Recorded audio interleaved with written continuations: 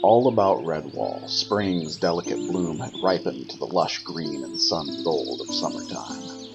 Noon's sun had baked those great red sandstone walls until they had taken a hue of scarlet, and now the abbey, perched high upon its hill, seemed sedate as an autumn leaf against all of the greenery.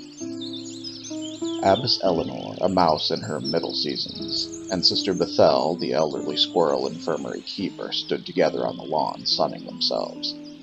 It might be said the two were close friends. Though they were not inseparable, one would seldom find either of them socializing freely with another creature. Brother Aaron has fully recovered from his brandy binge, Mother Abbess, Sister Bethelle said. That hedgehog has been drinking for seasons now, but he has managed to keep the Abbey from knowing of it. Perhaps it was his own good fortune that he made himself ill this time. The Abbey hadn't had a drunkard in its cellars since the days of Ambrose Spike. The abbess nodded her agreement. But Friar Jerome must have known of it. He enters the cellars for beverages. Doubtless he wished to prevent his brother from being disgraced, and although I am deeply disappointed in our cellar keeper, I will honor the friar's wishes. But directly after lunchtime I will approach him privately and give him the responsibility of the cellars until further notice. Speaking of which, Mother Abbess, the sun is at its peak now. It's past time for lunch to be announced. Where on earth is Marianne? By straining her eyes, Abbess Elinor caught sight of the apron brush-tailed figure making its way across the lawn. There she is, coming now. Look at that young maid. She's so plump that she's puffing for breath at each step. That's the trouble with the creatures of this abbey these days, shoveling down great mountains of food and getting far too little exercise. Marianne, the assistant cook of the abbey, drew near. She was indeed a rather chubby young squirrel maid with large, jovial brown eyes. Setting a tray before the abbess, she curtsied. Afternoon, Mother Abbess, Sister Bethelle. Friar Jerome didn't wish to disturb you by asking you to come to the table, Mother Abbess, as you were enjoying the sun, so he sent me with food for both of you. The abbess cast a glance over the contents of the tray. She sniffed with disapproval. Apple turnovers, blackberry tartlets, raspberry jam, scones, and summer fruit salad. All that for afternoon tea. And after a breakfast of oat porridge, honey scones, oat cake, and apple and pear salad. We'll soon have a load of great fat beasts scurrying around this abbey. Now, young maid, take this tray back to the kitchen straight away, and tell the friar to have lunchtime formally announced as it should be. Then, ask all of the abbey creatures to wait until I attend and say the grace, instead of rushing to cram themselves. Aye, ma'am. As Marianne prepared to take up the tray once more, she hesitated. Before I go, Mother Abbess, well, I was thinking the Dibbins might to play outside for a bit. Mightn't I bring them out for a little picnic on the lawn? The abbess stared at her for one long, frosty moment before replying. I hope, Miss Marianne, that you have not forgotten Sister Jane's duties as Abbey Recorder and teacher of Abbey School. You will have to ask her permission before you take the liberty of dragging these Dibbins off on frivolous outings, to ensure they do not interfere with her schedule. While Friar Jerome busied himself with formally summoning the abbey beasts and seeing that every partly eaten dish was abandoned immediately in order to avoid a face-to-face chastisement from the abbess, Marianne found Sister Jane in her library. Though the mouse sister had held that position for as far back as Marianne could remember, she could not have been past 35 seasons. Raising her eyes from the tome that she had been poring through, Sister Jane greeted Marianne with a smile. Good afternoon to you, Marianne. It is a pleasure to see you.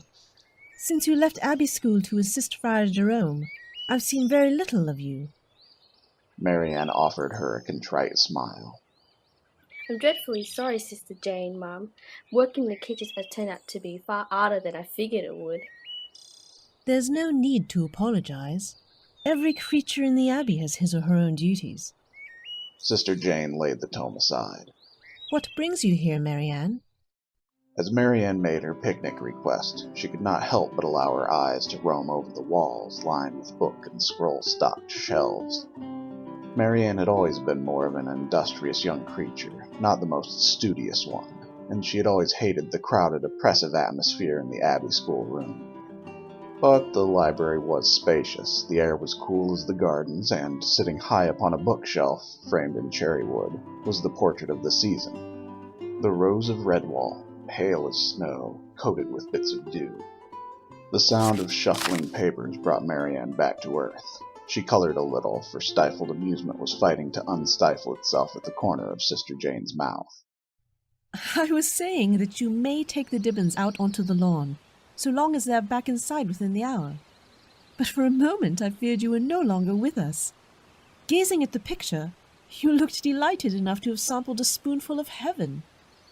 Abruptly, Marianne straightened up, remembering the day's duties.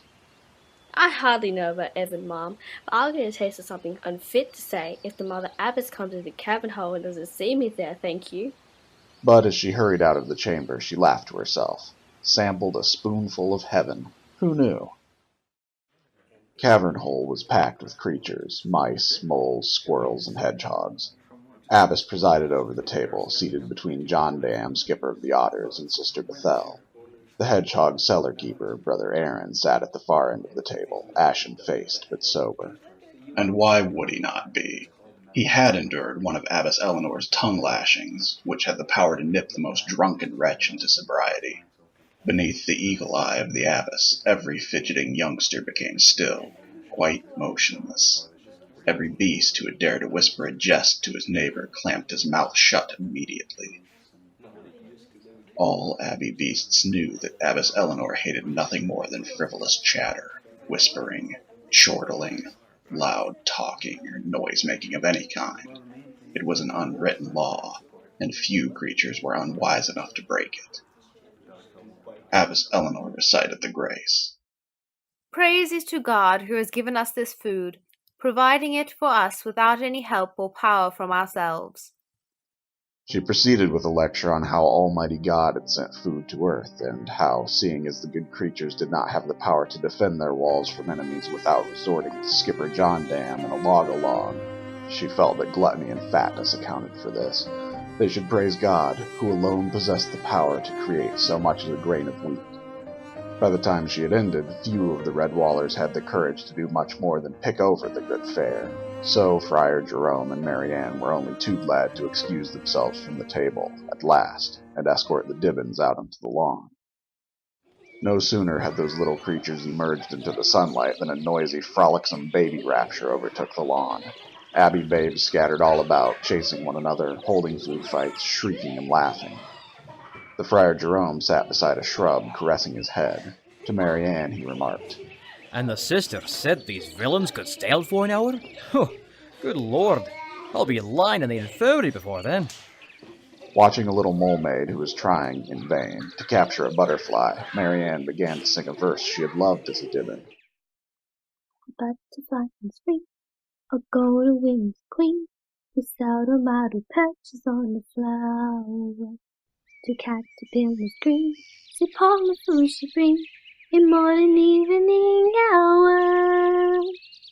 Though she drifts gracefully, a butterfly you see, is busier than any other for more than you and me. For lazy drone and bee, or fat and yellow as butter. The ferret siblings had been traveling since yesterday. Samuel had refused to rest for very long, until nightfall when both young creatures had collapsed, sore and exhausted, and prepared for a long, uncomfortable night on that stony, rain-sodden ground. But Salome needn't have worried about the wetness of the ground. Samuel told her to make a bed of dry leaves and lie upon it, to protect her clothes from the mud and soil. This had only added to Salome's discomfort. But aside from their jar of drinking water, he had brought no water with which they might wash themselves. He was determined they not arrive at their destination wearing shabby, mud-covered clothes, and subject themselves to the pitying scrutiny of charitable woodlanders. Salome knew Samuel had gotten very little sleep. He had lain awake for most of the night, clutching his dagger, tensing at every rustle or thump. It was noontime, and the sun was not blisteringly hot. but Salome felt as if she had been lying in an oven for a good half-hour. Her throat was sand dry, but there was no remedy for that as the drinking jar was empty now, and her feet ached infernally. But as she trudged along beside Samuel, she dared not voice any complaints. So far, Samuel had said nothing to her about their destination, and she did not inquire. Samuel had warned her not to ask him a book full of questions. She might well have been 6 seasons old again, a drowsy ferret kit being shaken to wakefulness by her big brother in the middle of the night.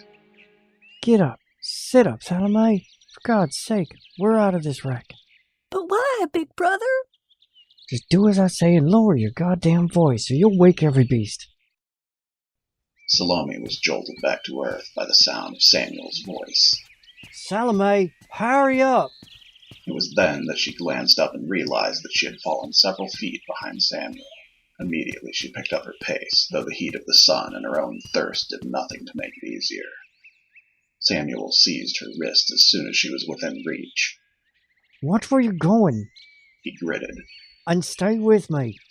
Startled, Salome looked into his eyes, expecting to see exasperation brought on by hours of traveling, heat, and an empty stomach.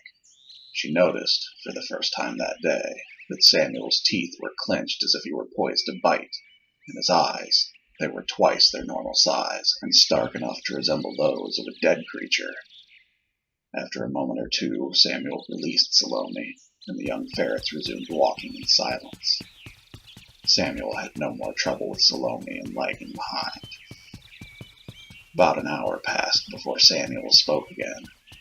We haven't got much further to go. Try and pick up your fate, will you, Salome?